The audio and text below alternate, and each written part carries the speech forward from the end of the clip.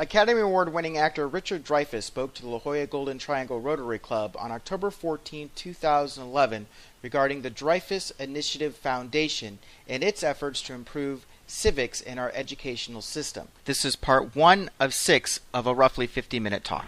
Number one, we teach students what we used to call civics and I call power in about 3% of our public school system. That's down from about 90. And that accelerated decay has happened over our lifetime. 2, the only reason we teach our young with public funds is to, quote, raise up good citizenship. The reason why every school district has a Horace Mann, and no one knows why, is because Horace Mann, an educator of the 19th century, knew that the founding fathers did not realize what they were opening when they signed the Constitution and the Bill of Rights and the Declaration, which said that all men were created equal and that we were the final arbiters of political power. They themselves did not realize that there had been no precedent in 15,000 years of man's civilization where the common man of any nation had ever been asked anything having to do with ruling that country. If the king wanted an irrigation system or a library, he turned to his cousin and said, "Give me a library." But there was no precedent for teaching a tradesman, a blacksmith or a baker, how to become sovereign and then become a baker again. And Horace Mann spent his life saying that we had to train our public to good citizenship, which is why public funds were expended. And 50% of all the states in the Union have as their reason for having public education to raise up good citizenship. Now it's taught in under 3%. And that 3% is made up, as you well know, of there are 3 branches of government, and this is how you pass a bill through Congress. And that is about as close to reality as my Aunt Hattie. No mention is made of the reality of politics, no mention is made of the reality of power, no mention is made of money, or television, or pressure, or lobbyists. No mention is made of any type of real vision of American politics as it is practiced in this century. Okay? What they used to get was a fake version or a shallow version of the citizenship necessary to be a good sovereign. Now they don't bother even with the fake version. We have raised up 2 generations who don't know how to explore any issue or research the facts instead of accepting the uninformed judgments of people who have vested interests in your opinion and your money. 4, your kids don't know the basics of anything. They can't sew or cook or know what due process is. One of the gentlemen who spoke before I said that you guys had a commitment to education.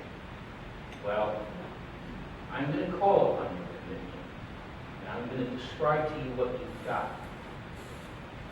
Because your children are going to come to you one day in the not-too-distant future, and they will say, not what other generations say, which is, "What did you do in the war, Daddy?" This next generation will turn to you and say, "How could you have abandoned us like this?" Because we have abandoned even the pursuit of excellence in anything.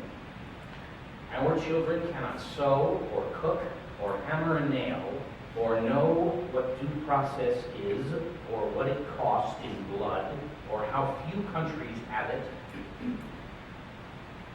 Our kids don't know how to light a fire, and they don't know what to say when a bank illegally forecloses on your home, which they do at rates that are ungodly. We have raised up 2 generations of kids who do not know that they have any authority, who do not know that they have any power. One of the words in the English language that is missing from the world today is exemplification. If you cannot exemplify common sense, it doesn't exist. If you can't exemplify reason, it does not exist. And let me tell you, it doesn't. You have been persuaded that we cannot educate our young because we can't afford to. We cannot afford to educate our young. I'm going to say this 3 or 4 times to make sure you hear it.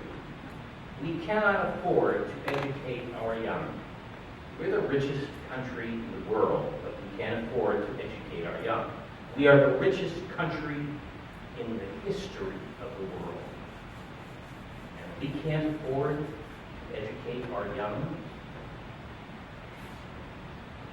You have been persuaded that when the time comes, you will hire Asians or Indians to be the CEOs of your companies.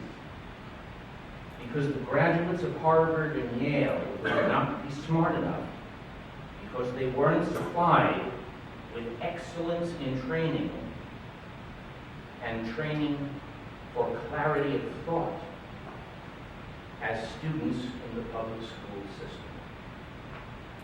And this, I want you to know, is the argument that I used to John Fund, the head of the Wall Street Journal, who is a conservative capitalist of the first water, to persuade him to join a live streamed discussion that occurred last January. And I used the same argument when I asked the man who used to run the naval station down here, and the admiral also participated, as did Common Cause. I said to John Fund, you don't want capitalism to prevail no matter who, no matter what, no matter where. You want American capitalism to prevail, right? And he said, right. I said, well, in 10 years, you're going to get people to run your companies who come from Asia or India because we're not supporting the public school systems to feed Andover and Yale and Harvard. And he looked at me and he put his hands behind the back of his head and he said, okay, what do you want? And I said, I want you to be on this panel. He said, you got it. I said, I want you to endorse my curriculum. He said, we don't endorse, but I'll give you an article. So the Wall Street Journal and I had a date for me to write my curriculum. This concludes part 1 of 6 of the presentation. To learn more about the Dreyfuss Initiative Foundation, visit thedreyfussinitiative.org. To learn more about the LaJolla Golden Triangle Rotary Club, visit lajollagtrotary.org. To learn more about Dan McLellan, the producer of this video, visit danmclellan.com.